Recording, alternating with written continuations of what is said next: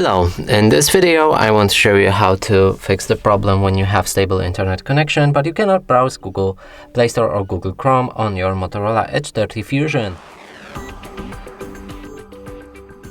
So first let's try our Google Play Store and to download any app.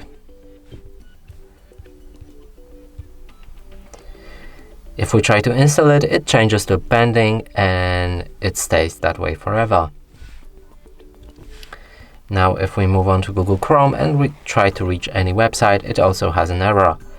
To fix this, open up your settings, navigate all the way down to find the system, then date and time, and here enable set time automatically. Now if you open your Google Chrome again, it works fine, and the same is with Google Play Store as if we try to download the app, but the Google Play Store needs to be restarted. So if we try to download this app again, it should work fine.